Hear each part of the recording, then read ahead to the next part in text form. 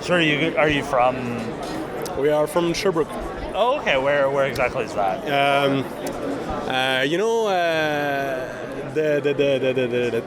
The highway number 10.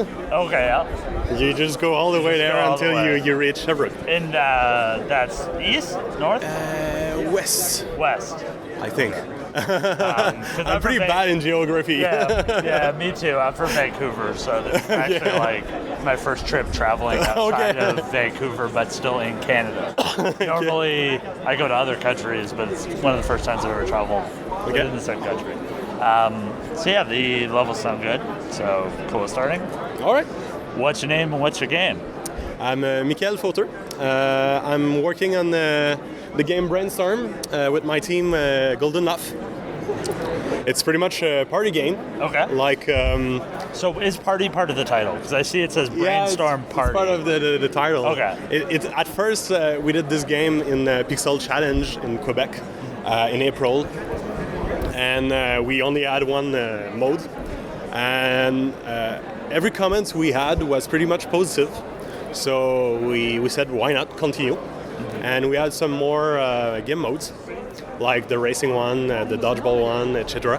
Yeah. The first one was the Brainstorm, which was a team game, a corporation version, corporation mode, and we share IDs to complete a bigger form. Yeah. In black.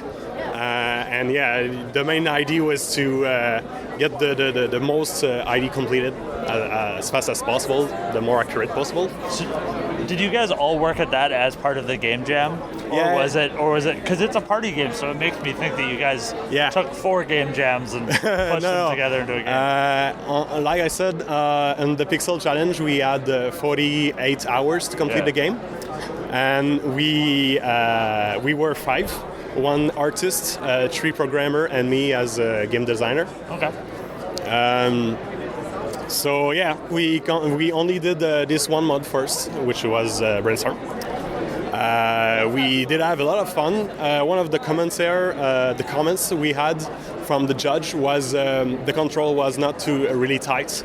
So it was pretty hard to complete it. Yeah. At first, we created this mode to make it like go fast, you don't have to be super accurate, you just have to go as far as you can.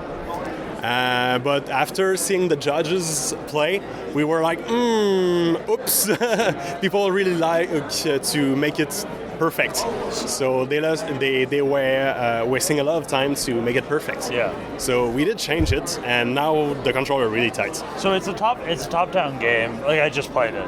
Yeah. So just for context, it's a top-down game that has somewhat tank controls and that you use the triggers to rotate. Mm-hmm. Was that there initially when you heard those comments, or did you have a different control scheme? The control was pretty different. At first, we had only the A button to hold the pieces, and only the D-pad, not the D-pad. You know. Oh, like the analog stick. Yeah, analog stick. Well, yeah. So it was pretty hard because you was only able to make it go in one way at a time. So turning and moving was the same stick. Yeah. So it was really hard to control. Yeah. We did like it to make it hard. Like I said, we saw the judge play, we see other players, and they were all like this, so we had to change it. So one thing I always think about party games is like how many mini games or different types of games do you plan on having? Actually, we have 5. It's on Steam. It's on Steam beta right now. Yeah, it's on beta. Okay. Early access? Yeah, early access. Cool. Our game was in early access. It was great for us. And we plan to add at least 3 other modes. After that, once we reach our 8 modes, we will see if people like this or not. And if they do like this, we plan on doing more modes. Okay. Cool. Is there? How'd you reach that 8 number? The feeling, the IDs. So pretty much right now we just like, that's a good idea for this. We can add that. We can throw balls at each other. We can make a dungeon-like modes and something like that. So like the dungeon one, we didn't implement it yet, but it's pretty much the next one we want to add it. Is there? Are you guys getting kind of ideas from the community right now, or is it mostly just coming internally? It's pretty much coming from us because we don't have a big community. We're a new company, so there's not a lot of players who are working on beta on an unknown studio like us. So yes, we receive some comments. We answer them sometime, and when it makes sense, we really take it in account. And how have you guys, because I know different games do a lot of different ways of doing a beta, like there's games where they sell 10 copies a day and then that's it, or no, like that's the limit. And then there's games that do kind of just friends and family. There's games that kind of do it as some sort of reward plan as part of a Kickstarter. What was your guys' kind of beta strategy? Right now we are at MIGS. We have a lot of meetings with companies to produce it. So we make the game. We want people to make the publicity and stuff like that. So we really aim to have some company to help us to publish it. Okay. And then kind of keep it in beta until you find that partnership. Something like that. Is there anything specific you look for in a partner or publisher or something like that? A publisher, sort of, pretty much. But is there any particular things that are important to you in a? Unfortunately, it's more my boss who can answer this because I'm not really the money guy, you know. Okay, I'm so the designer. Want to make a deal that makes sense. And, is this your first show that you've been showing at? Like I said, it's only we did start only at April. Oh, okay. So it's pretty new. And we did work on this pretty much on our free time because we have other contracts. Mm-hmm. So we work on other contracts, and when we have a little free time, we work on the brainstorm. Do you feel like making a party game with mini games is kind of a way of like getting a bunch of experience on a different genres in your first kind of game as a team together? Yeah, it's something like my boss is a really big fan of racing games. I'm not really a big fan of these, but we play Mario Kart every day. Yeah, twice a something day, like that. days. But it's more like a realistic one, so it's not really that. But he was pretty much the one who worked the most on the programmation on this mod. Gabriel, the other one, it's the one who worked the more on this. He's not here. He's the main programmer on Brainstorm. He came out with the dodgeball one, so we changed some rules and stuff like that. So we really like that, to have a lot of diversity in the game modes, so we can reach more people. And do you, as the designer on the game, do you have a fondness of puzzles? Is there any type of puzzles things that you really enjoy? I did a lot of puzzles. The mode I prefer is dodgeball. There's a lot of mini puzzle we can complete, and I really like to throw balls at the face of my competitor. Do you play? Is dodgeball popular out here? It's actually super popular in Vancouver. It's pretty much really popular with the people who try it, and they also like the racing one. No. I mean, do you play real dodgeball? Oh, only when I was at school, unfortunately. It's so popular in Vancouver. There's multiple dodgeball leagues, adults playing dodgeball. There's lots of team names with great puns. Yeah, you should do it. They got it here. It's a fun game. Yeah, I really like it when I was at school. Did you have a mode you played? Because we used to play Dr. Dodgeball. So there'd be a doctor. It was more there'd classic, be a doctor that could save people. But if the doctor was out, then it was out for good. Oh, I Did see. you guys I see. have any different modes? Because I think we were pretty much classic. Like if you catch the flying ball, you save someone, or if you just don't catch it, you die. Could you block with balls? How do you feel? If you don't touch your hands or other parts, it's fine. You just don't want it to have it in the nuts. Definitely don't want it in the nuts. Well, thanks for being on the question bus. It was a pleasure. Is there anything else you want to plug? We are also working on Blasty Bubs, which is a mobile game. Oh, okay. We're working on it. It was an old version before, so it's really nothing to do with the new version. How'd you get to that title? We had a contract to improve the game. The name. Blasty Bubs? Yeah. Like I said, it was a contract. Oh, it was part of the guy. Okay, sorry. It's an old game which was not really popular because it they didn't have any retention.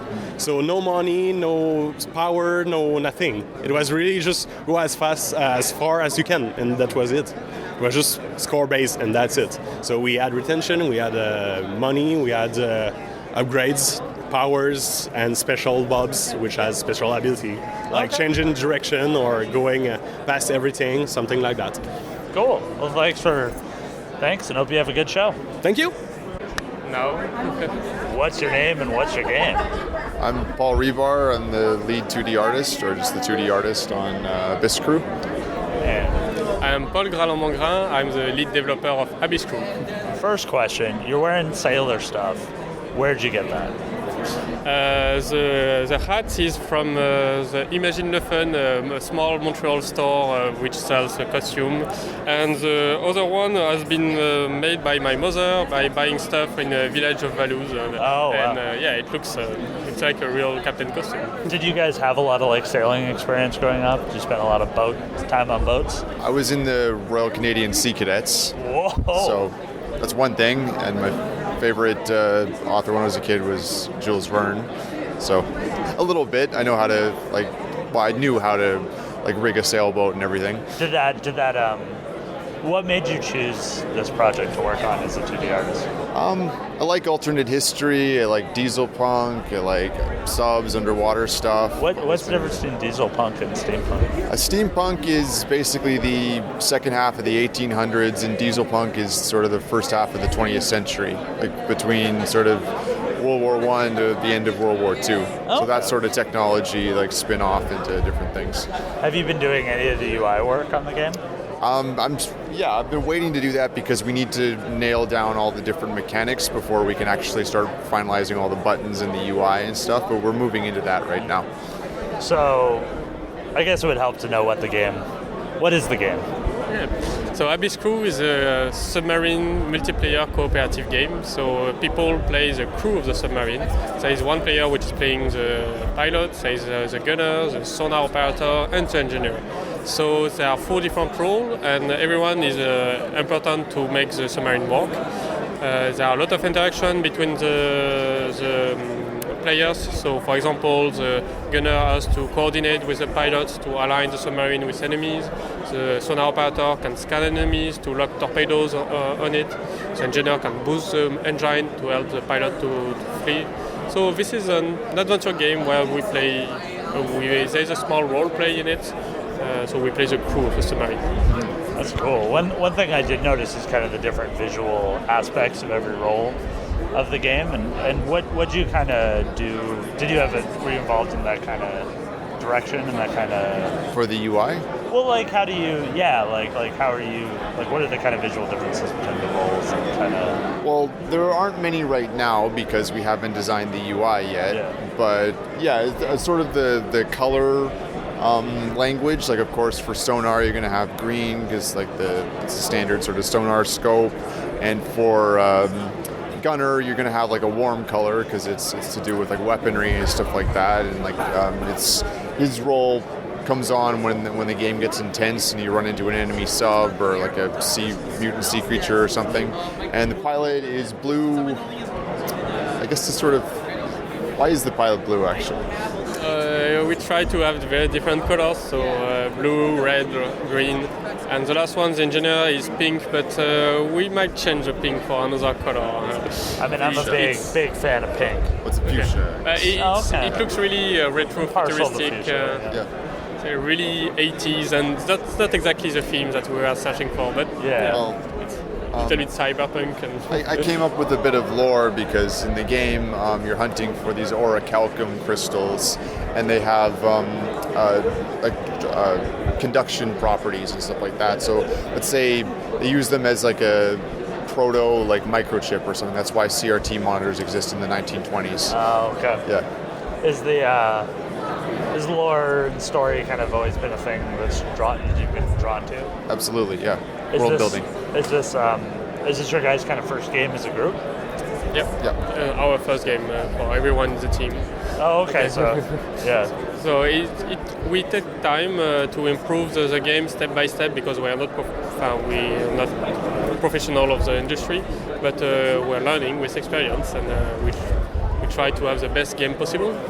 What are some of the challenges of making a cooperative multiplayer game? In this specific game, it is all the asymmetrical aspect.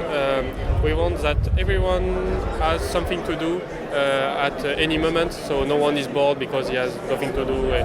So we're trying to design mechanisms of interaction, and so that everyone has something to do at all times. And that's quite difficult because it's not a usual type of game. It's not a platformer which has been seen many times, a city builder or whatever.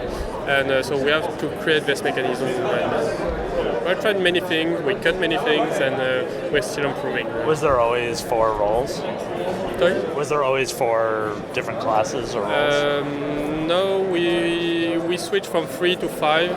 There is also a captain role that we might reintroduce at one point, an optional role. So if for DLC.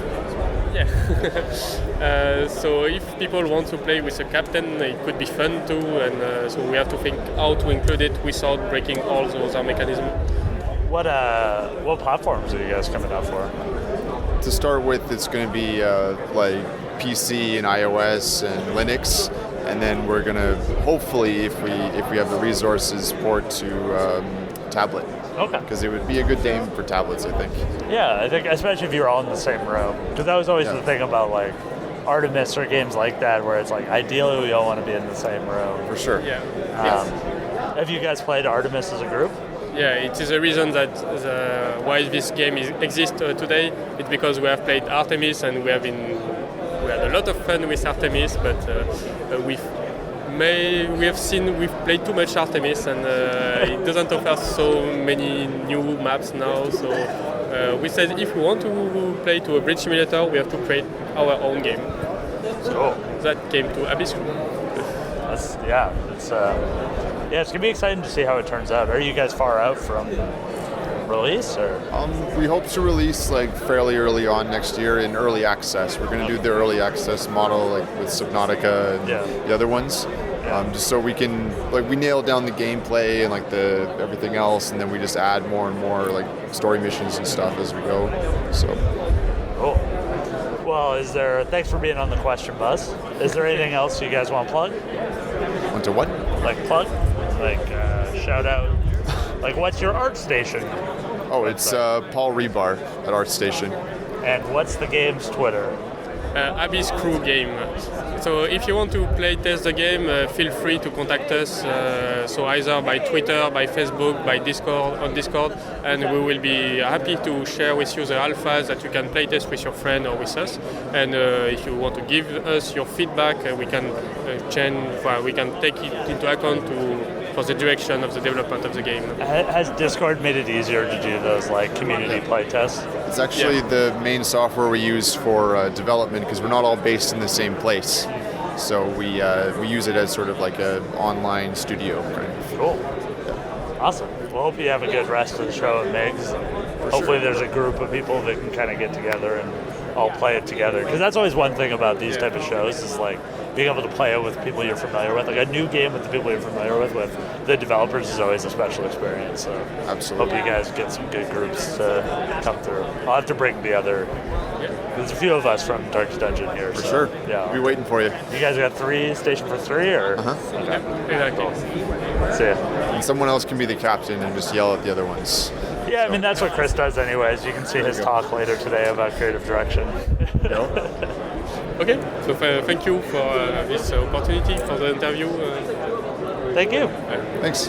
Puts the nerves off my back because it's the first time I'm here ever doing this speech. So, it's good that it starts out quiet. What? How many MIGs have you been to? MIGs, my first one this year. Oh, okay. Cool. And what's the indie pitch about? The indie pitch for? Well, since we're an indie game, they're like, they want to showcase like the talents of the indie, So like they put up prizes like for which game, is very much more interesting, Yeah. and like the pitch, how well you pitch it and things like that. So you get a prize and things like that. So yeah, I'm pitching our game to them. Okay, cool. Well, yeah, the levels sound good, so cool to start. Okay. Okay, what's your name and what's your game? Okay. My name is Paul Bussier. I am the AI developer at Natural Record Studios. And what's the game you guys are showing? Okay, so the game that we're working on is V3. It stands for Victus Vencimus Veterans Revenge. And the story is basically two veteran characters. One is based off of actually Canada's ace dog fighter in World War One. Okay. And Nice Canadian content. yeah, gotta put that Canadian pride in there. Yeah. And It helps with funding. You try to apply exactly. for CMF or something. Exactly. And the other main character is a Tuskegee Airman. The red tail fighters in World War II. Oh yeah. Yeah. Okay. And then him too. So Bishop, which is the Canadian air fighter, he's the mentor of Ivory. But the thing is, they both come back at the same time. They rise back from the dead, and in the modern time, they see like how the world has like a sudden switch. They see the pretension and stuff like that. They're disappointed, and then they get revenge against their manipulators that use them as pawns. And then they discover like the secrets of like what they're doing that is wrong and things like that. And so they have to fight their way to uncover everything. Okay. How's the kind of story told throughout the game? So, like, in the first level in the game, you see, like, Ivory, he awakes, and then he's in the subway, and then he has to clear that to get to the next level where he has to find out more secrets. And each level, you find out more secrets and more what you have to do to unravel the truly overall sinister plot of those manipulators and to finally annihilate them in the end. So, like, in the beginning, you will see, like, the flashbacks of Ivory, like, fighting in World War II, and Bishop fighting in World War I, and you see him, like, he's teaching them, like, how to, maneuver, like, planes, and that's where you see the scene of dog fights and things like that. So it really gives a good backstory for our veterans and what they have to do in the future, So that's how the story starts. Is it take place in kind of the same city, or what's the kind of... Actually, it takes place in many different cities, like, for example, the amphitheater in Jordan, the Metro in New York, which is the one that we're showcasing, like, and even in outer space. So, like, each level has, like, different cities that it goes to, because each of these cities has a secret that you need to unlock. Oh, okay. So it's kind of like a national treasure. Exactly, it's kind of like that. Yeah, okay. And is it your first game as a group together? Or? Yeah, first game as a group for us together. And what, one thing I noticed about your booth kind of thing is that you have a cinematic trailer or some sort of cinematic video that's played that's pretty high quality for an indie game. Exactly, and what's funny is that these are not even rendered like overall cinematics. That's in-game that we just chopped up and made a cinematic for. So these are all in-game graphics. What kind of made you want to do that? Because it seems like a lot of people don't even really think about that kind of like booth presence when they show shows like this. Well, that's the thing. It all stems from our expertise as filmmakers, because this game is originally a film screenplay, but our father, which is the one who writes the screenplays, he felt like, screenplays, they can be told so well if it was put into a game, because people can interact with our stories. So that's why we believe that games is tomorrow's cinema today. That's our motto, tomorrow's cinema today, because we feel that games can express the cinematics in such a more immersive and engaging way to an audience than just like, for example, sitting down and watching a movie, because they can change the outcome of the story. Like, you can make them the winner or you can make them the loser. It's all up to you. So that's why we chose to do it like that. And when we want to build our games, we want to have an extreme presence, because we want people to truly see beautiful, high-quality content and interactive AI as well. We want to make it as realistic as possible. I have a lot of questions now. A lot more questions. One, is like father a film term, or are you like actually... Oh, I'm talking about my real dad. Yeah, he's What's that like? What's it like working with your dad on something like this? Well, since we are a family-based company, I work with my two brothers, my sister, and my dad. So he's the spearhead of everything. and we're all self-taught, so it's all like thanks to him that we're able to, do what we do. So it's really, and especially since I grew up with them for such a long time, it's kind of easy like to get along and to understand like how to initiate what we need to do. It's like we read each other's minds, so it's like a high mind of everything working very well together.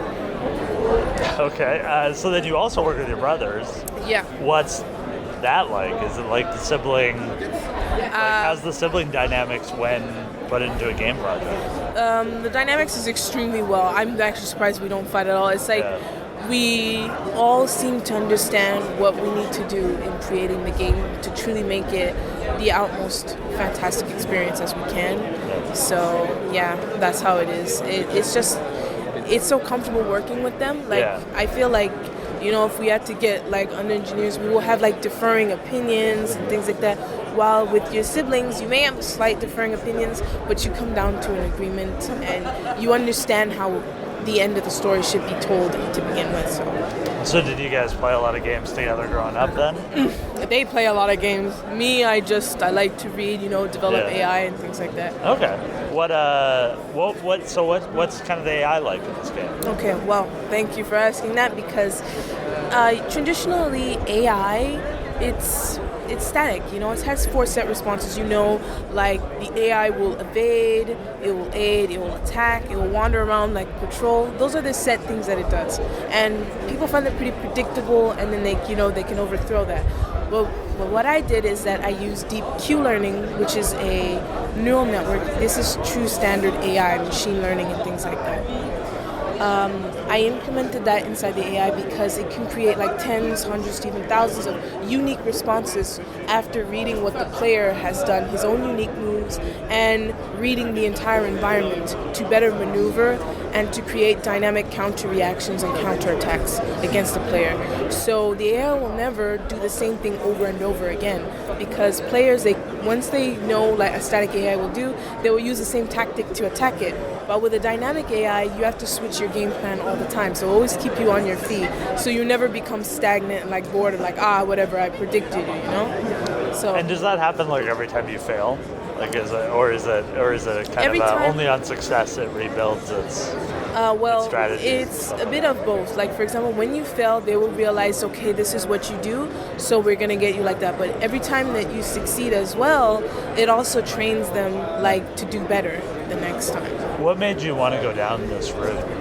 Because, like I said, to tell an immersive, and realistic story, I felt like if it had static AI, it won't tell the story completely because it's unrealistic, and you won't really truly feel like it's a realistic immersive experience if you're doing the same things over and over.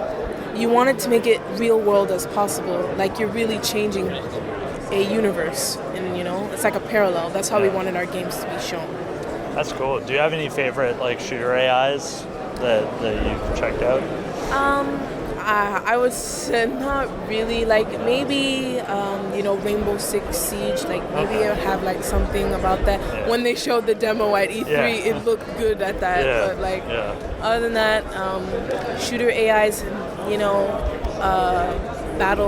Battlefield, those are like really nicely done AIs as well. But yeah, I know, and it's tough because it's like without, like I went to an AI roundtable at GDC, and they were like mad that nobody, not since Prey, or no, not Prey.